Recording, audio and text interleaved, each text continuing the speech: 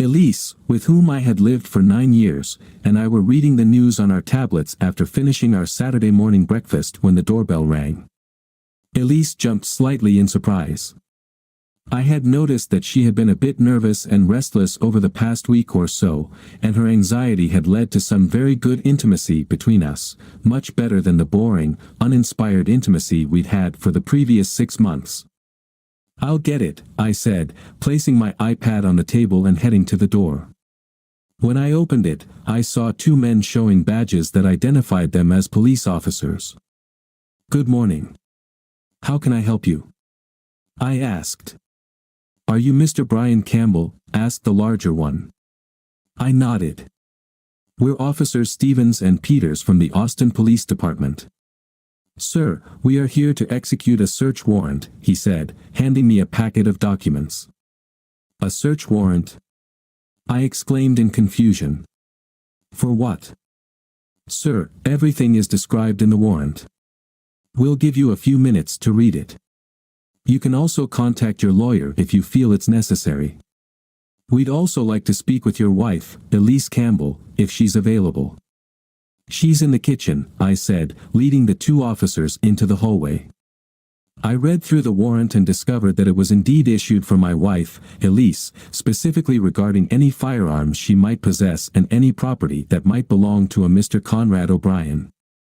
Returning to the kitchen with the police officers, I asked, "Is this somehow related to that rich guy who was found dead last week?" "My wife works for one of his companies, but we don't know him. I've never even met the guy." As I said this, I looked up and saw that my wife's face had turned pale, and her eyes were wide with shock. If they were looking for a guilty face, they didn't need to look any further. "Elise, do you know what this is about?" "They have a warrant to search our house, and it implies that you're somehow connected to Conrad O'Brien's murder," I said, irritation creeping into my voice. "Sir, please allow us to ask the questions. Could you sit somewhere outside of the kitchen? We have a few questions we'd like to ask Mrs. Campbell," one of the officers said. "Is she under arrest?" I asked. I really think she should speak to a lawyer before answering a bunch of questions. "Elise, do you want me to call my lawyer and see if he can find someone to represent you?" "Yes, please," Elise said quietly, tears beginning to well up in the corners of her eyes. "That's certainly her right," one of the police officers said. "Why don't we schedule an interview for next week? Right now, we're just gathering evidence, and no one is under arrest. In fact, we'd also like to have a conversation with you, Mr. Campbell. We can do that at the station at the same time as your wife's interview. Of course, you have the right to legal representation during the interview, if you wish. One more question, sir. Do you have any firearms in the house that we should be aware of? First of all, I'm happy to talk to you here, not at the station. I've never met O'Brien, and I have nothing to hide. Secondly, yes, I have a few pistols, all of which are locked in my gun safe, except for one in the drawer of my bedside table. Could Officer Peters accompany you to retrieve the pistol from the bedside table, and then could you open your gun safe so we can take a look?" Understanding that I didn't have much of a choice and wanting to appear cooperative, I replied, "Of course, follow me. It's right this way," and led Officer Peters to the master bedroom. Once there, I pointed to my bedside table. "It's in the top drawer." Wearing gloves, Officer Peters opened the drawer and carefully removed my Taurus Judge, using an evidence collection rod, and placed the pistol in a collection bag. "Thank you, sir. Could you now please show me to your gun safe?" "Certainly." "This way," I said, leading him to my office. Once inside, I entered the combination and opened the large, heavy door of the gun safe. "Sir, we're going to take all firearms to our lab for testing. Before we leave, we'll issue you a receipt for the items we confiscate. Once everything has been checked, your property will be returned." "All right," I said, realizing I had no other option. Peters spoke into a small microphone. "Michaels, I need you and your team to come here and start inventorying the owner's firearms." "Got it, boss." "Be right there," I heard a voice respond from the speaker. Moments later, Michaels and his team were in my office with containers and bags, ready to inventory and collect the weapons. I glanced at Peters, who nodded and then cleared his throat. "All right, guys, we're here to search the premises for any items listed in the warrant. Specifically, we're looking for any additional firearms. Michaels will assign each of you a search area. Let's get to work."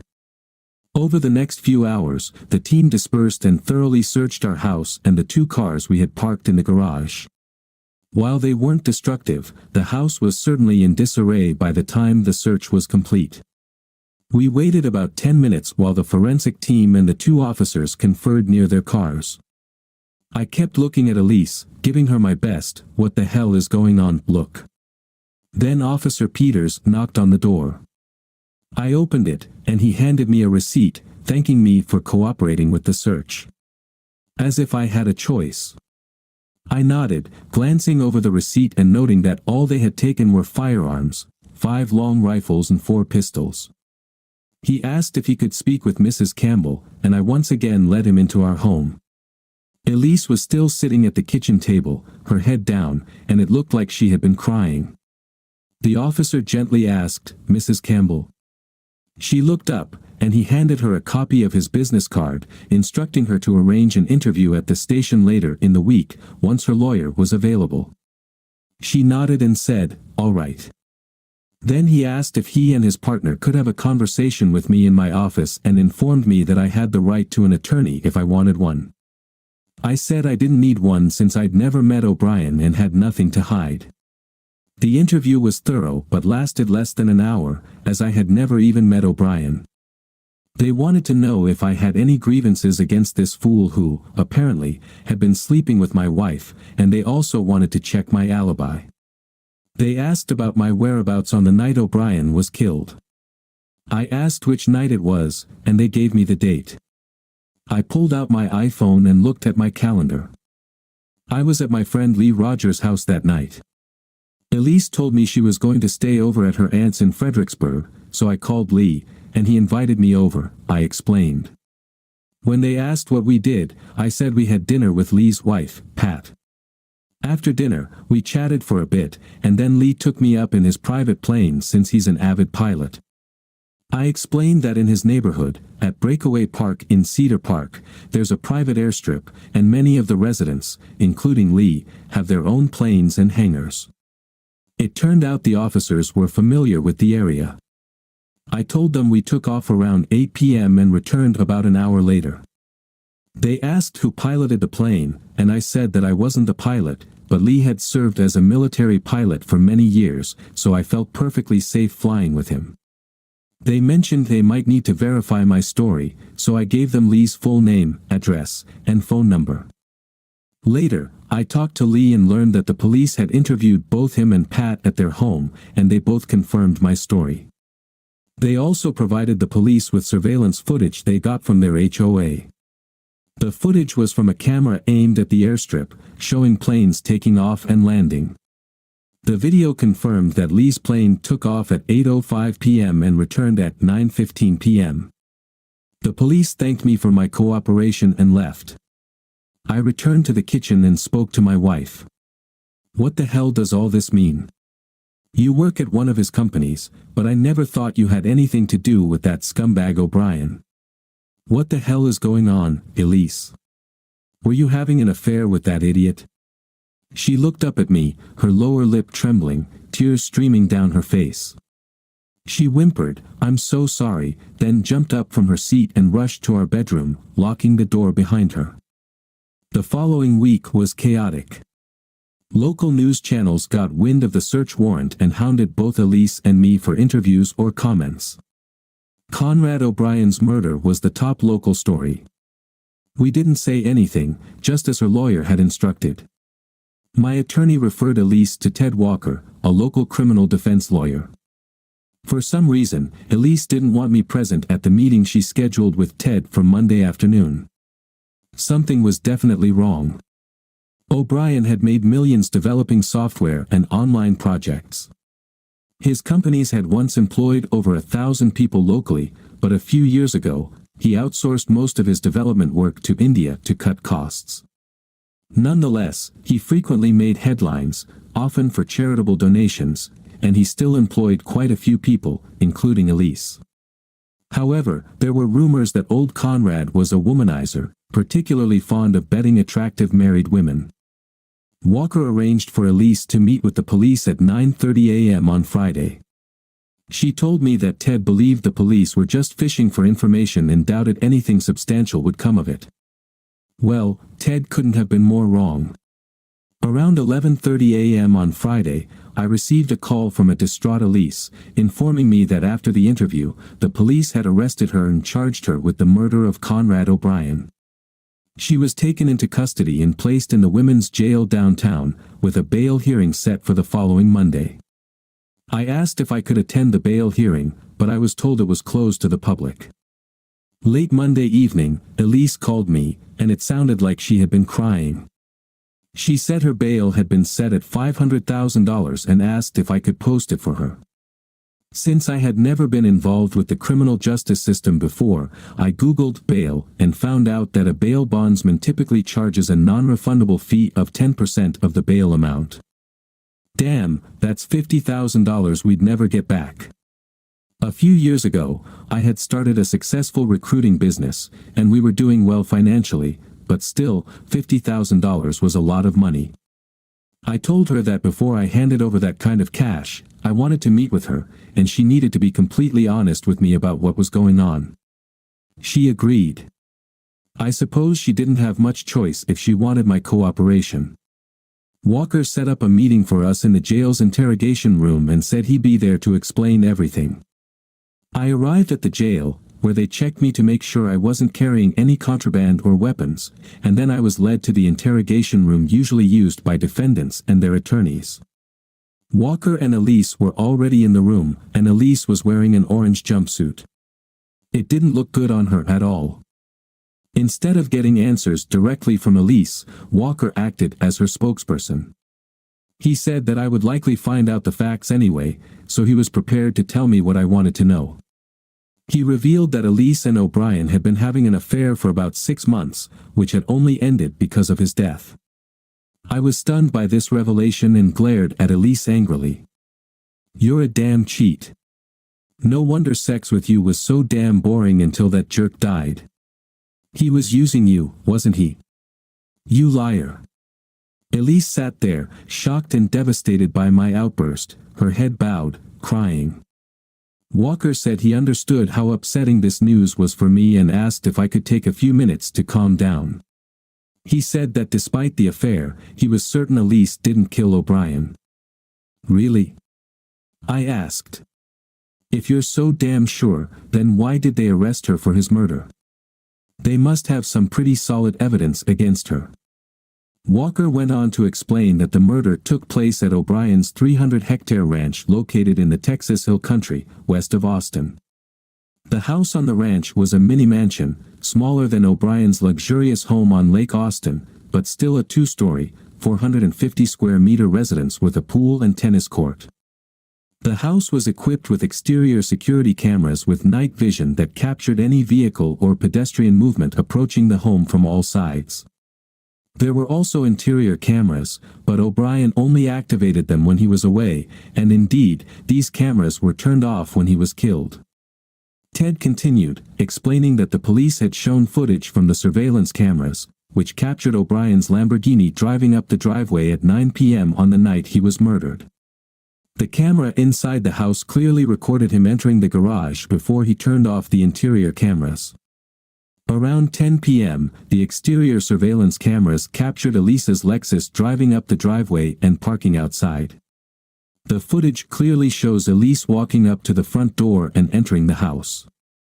I found the casual way she walked in just as unsettling as the rest of this messy situation. A few minutes later, the same camera recorded her hastily leaving the house and practically running to her car before quickly driving away. "Damn!" I exclaimed. "It sure as hell looks like she did it." I looked at Elise and asked, "Did you really do it?" Her lawyer tried to stop her from answering, but she didn't listen to his advice. No, I swear, I didn't do it. When I went inside, I saw him sitting in his chair. I could see his legs, but his back was to me. He didn't respond when I called out, so I thought he was asleep. When I walked around the chair and looked at him, he had a bullet hole in his forehead, right between his eyes, and his chest was covered in blood. I screamed, panicked, and ran back to my car. "I'm not sure why I should believe you," I said. "You've already admitted that you're a lying, deceitful crap who had an affair behind my back for 6 months while I was busting my ass to give you the kind of life most women would dream of. And I'm also not sure why I should fork over $50,000 to bail you out of this place." Walker tried to bring some much-needed calm and logic to the conversation. He explained that since we were in a community property state, half of our money belonged to Elise, and they could get those $50,000 with or without my help. In the end, I gave in and agreed to cooperate, but I made it clear to Elise that regardless of my cooperation, we were done.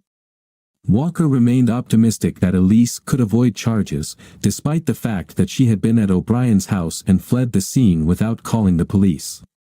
Walker summarized the evidence gathered by the police. "The good news is that the ballistic analysis didn't match any of the guns from your home to the murder weapon. Unfortunately, the bad news is that the only people caught on O'Brien's surveillance cameras in the past week were O'Brien and Mrs. Campbell. The details of the case hit the media, and they turned our lives into a living hell. Reporters hounded us outside our home when we weren't there and even outside my office. Some of the questions made me look like a clueless cuckold. They asked if I knew about her affair with O'Brien and so on. I guess I was a clueless cuckold. Once, I snapped back at the reporters, saying that I had never even met O'Brien and had no knowledge of any relationship between him and my wife. I certainly would never have allowed it if I had known. I kicked Elise out of our bedroom, and now she slept in the guest room and used the guest bathroom. She told me that Walker said we needed to appear as a united couple to avoid further damaging public opinion, which might affect potential jurors. Get lost, Elise. Now that your boyfriend's dead, you want to be a united couple. Where was this united attitude when you ditched me to sleep with that scumbag? You know, after hearing Walker lay out the prosecution's evidence, I'm convinced you did it. You're not just a sneaky cheater, you're a cold-blooded killer. I'm glad the state's keeping my firearms until this case is over. I don't trust you as far as I can throw your pathetic ass. I even installed a bolt on my bedroom door so you can't get to me while I'm sleeping." She looked at me with a shocked expression, at least that she was good at. The district attorney met with Walker and Elise several times, trying to negotiate a plea deal. They settled on a deal for manslaughter with a 2-year sentence, of which she would serve 1 year before becoming eligible for parole. Why such a lenient sentence? I guess the prosecution had major issues with proving up motive. Why would Elise need to kill O'Brien? He seemed to treat her well and gave her nice gifts. He even opened a secret bank account where he transferred money to her. When I found out about her secret account, I insisted she pay me back the $50,000 I had put up for her bail. They also had the issue of never being able to find the murder weapon, despite all their efforts. Though Elise maintained her innocence, Walker begged her to take the deal since all the evidence, except for the motive and murder weapon, was against her. And the plea deal was quite favorable. Why risk a jury convicting her of murder? The jury wasn't going to be sympathetic to a woman who had a 6-month affair, and the cameras clearly showed that only she and O'Brien were in the house. With tears in her eyes, she finally agreed. A week later, the judge approved the plea deal, ordering Elise to report to the women's prison in 2 weeks. As we left the courtroom, I handed her my divorce papers. Nothing feels better than hitting a cheater when she's down. The day before she was due to report to prison, Elise asked if I could sit down and talk with her. She disgusted me, and I really didn't want to speak with her, so I told her I'd talk if she agreed to sign the divorce papers afterward. She agreed, and I arranged for my lawyer to come to our house at 7 p.m. with a notary. The divorce was a standard 50-50 split, except she didn't get any share of my business or any spousal support, or maintenance, as it's called in Texas. The joint assets also included the $250,000 in her secret account, gifted to her by O'Brien. I didn't care that it was dirty money. It worked just like any other money and helped ensure she didn't cling to my assets. My lawyer and his notary will be here in an hour. After that, you'll agree to sign the papers, right? Yes, I'll sign the papers. Thank you for talking to me. I wanted to tell you that I'm really, really sorry for ever getting involved with Conrad. I was in a tough spot, and you were working a lot. We met at a cafe, and he charmed me. He made me feel better at a time when I was feeling miserable. But that's no excuse. I knew who he was, and I knew he owned the company I worked for. I had also heard rumors that he was a womanizer with a reputation for going after married women. I have to admit, I felt flattered that he pursued me. You're a beautiful woman, and I'd be surprised if he hadn't made a move on you, I said, to which she gave a small, appreciative smile at the compliment. I also wanted you to know that I never stopped loving you, even while I was seeing him. Even though I was sleeping with Conrad, I never truly loved him, and I knew our affair would end sooner or later. It sounds crazy, but I really thought I could have two men, at least for a while. My affair was never about you, and I wanted you to know that we never really talked about you. Early on, after we had finished, he tried to insult you, and I left instead of spending the night with him. I told him that if he ever said anything bad about you again, we were done. It was after that night that he opened the $250,000 account for me. Wow, I said, this sounds straight out of the Cheater's Handbook, chapter on what to say when you get caught. You know most cheaters get caught eventually, and you knew I would never tolerate infidelity. What exactly did you think would happen when you got caught? I deserve that. I know you have strong morals, believe it or not, that's one of the things that attracted me to you back in college. I knew you'd throw me out if you ever found out, but I guess every cheater thinks they're different and won't get caught. I think the risk of being caught is part of the thrill that makes the affair exciting. But, of course, it wasn't worth it. Maybe I'm a cheater, but you and I both know I'm not a murderer. Tell me, Brian. Did you kill Conrad or pay someone to have him killed? Nice try, Elise. Did Walker put you up to this? Did he set you up to try to get a confession out of me? Her pale face told me I'd hit the mark. Tell me, dear wife, if I did it, how the hell would I have gotten there? You think Captain Kirk beamed me over in the Starship Enterprise? Face the facts. You saw the surveillance footage. It was just you and that jerk O'Brien at his house when a bullet put a hole in his head. Since we're on the topic, why don't you finally tell me why you did it? Was he going to dump you? Did you tell him you loved him, and he just laughed, saying you were just a good toy for sex? Go to hell, she growled. Thank God, never again.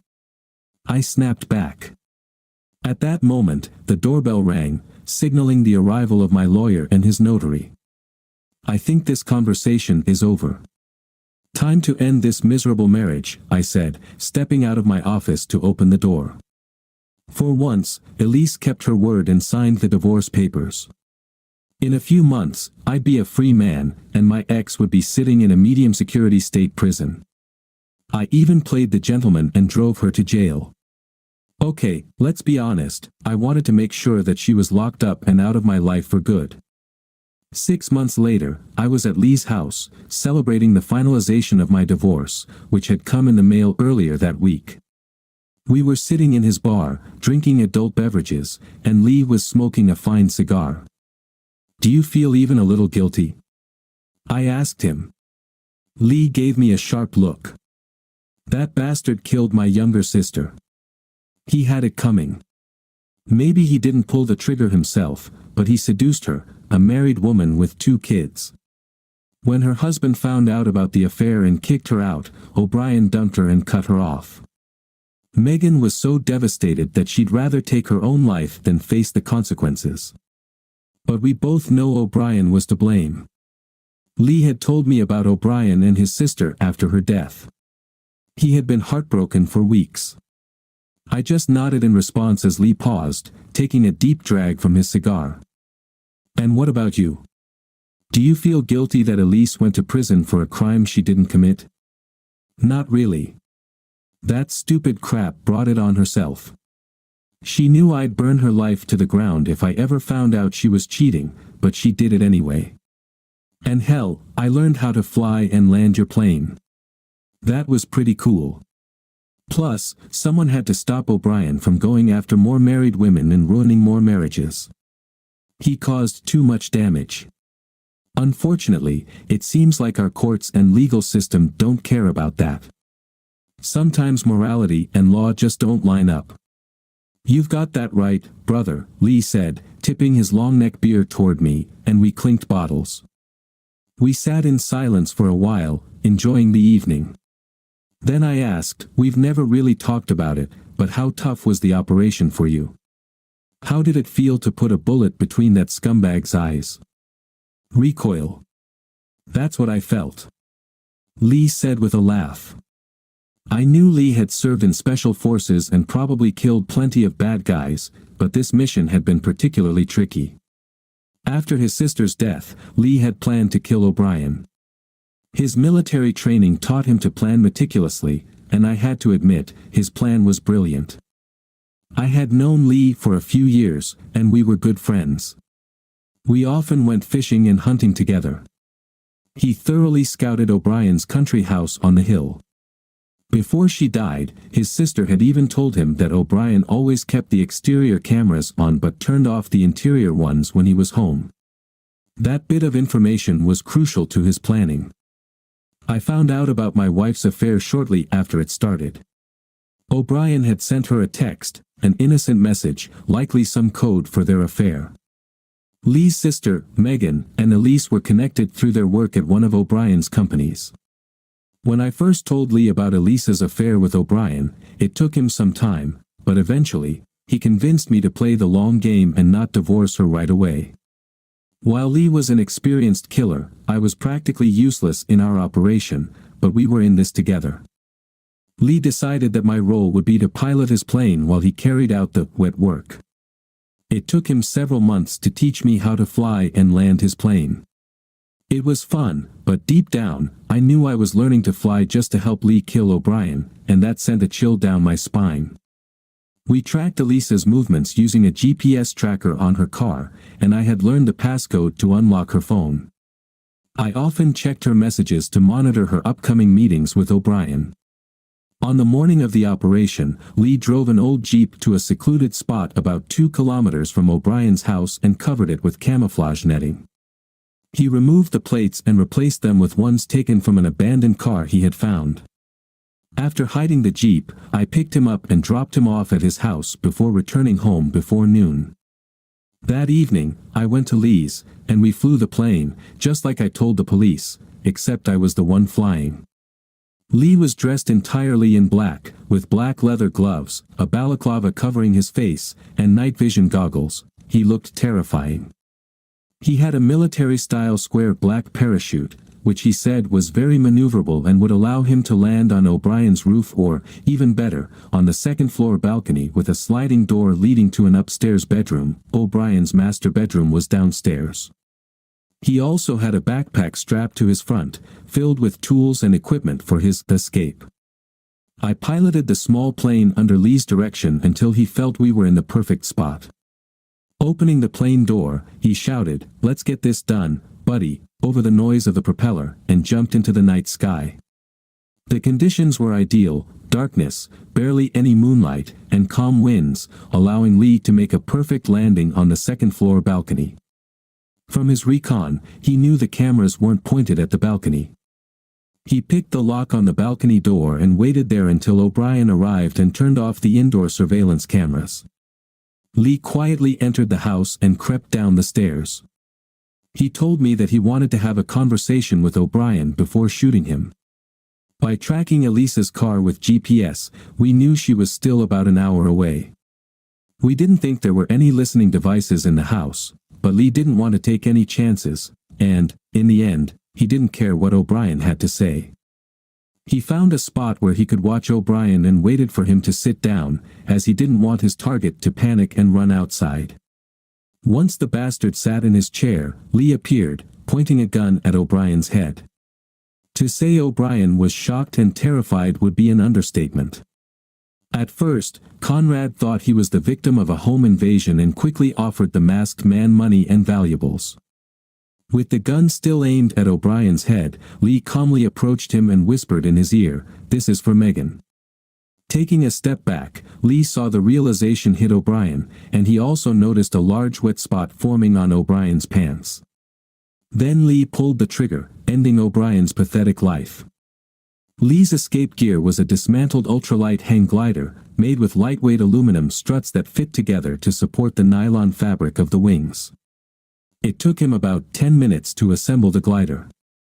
Since the exterior cameras were angled downward to catch intruders, Lee figured he only needed to fly about 100 meters away from the house to avoid detection.